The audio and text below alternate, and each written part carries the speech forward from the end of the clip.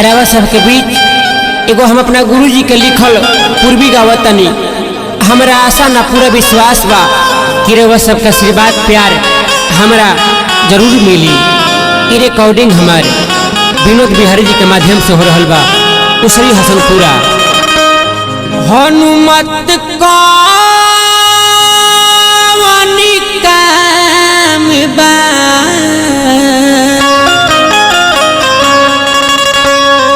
हरि बिगड़ल बात बनावला के रावण के समझावला के ना ए हनुमत कवनी काम बा बिगड़ल बात बनावला के रावण के समझावला के हनुमत कवनी काम बा बिगड़ल बात बनावला रावण के समझावला के ना समझावला के ना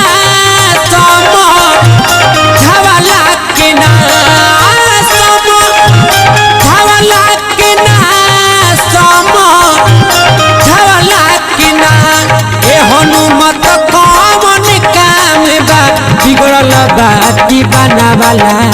के रावण के समझावला के ना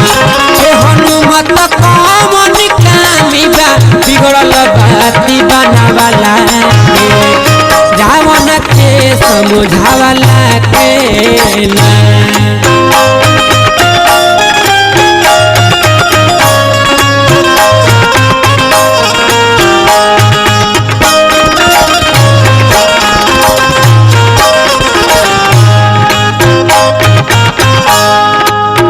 जब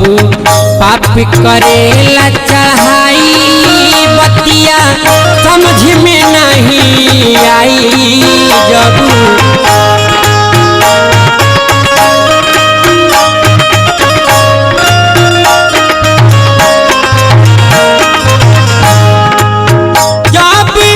पाप करेला चढ़ाई बतिया समझ में नहीं आई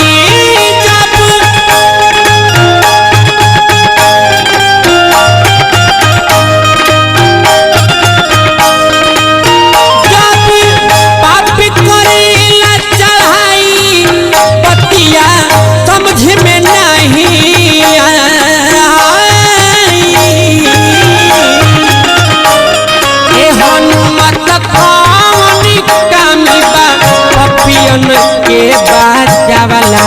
के रावण के समझावला के ना ए हनुमत कवन काम बा बिगड़ल बात बनावला के रावण के समझावला के ना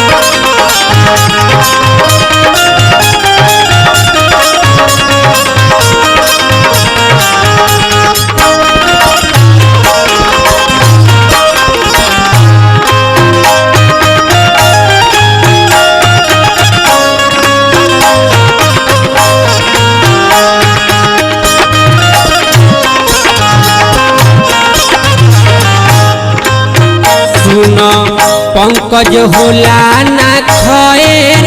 ये करेला प्रभु से बैर सुना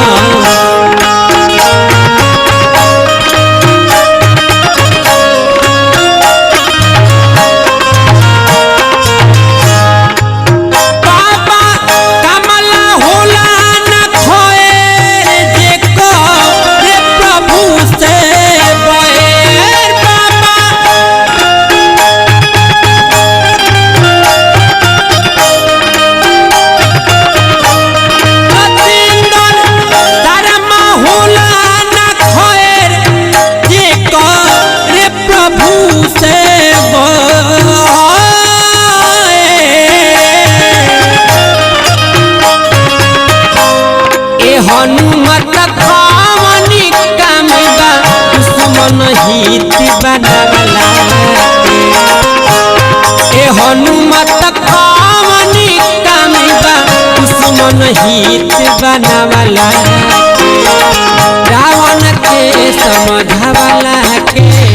ना ए हनुमत खावनी कामिबा बिगड़ल बात बनावला के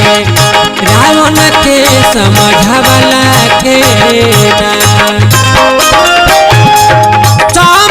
समझावला के ना समझावला के ना समझावला के ना समझावला के ना ए हनुमत कामनी कामिबा बिगड़ल बाती बनावला रावण के समझावला के ना ए हनुमत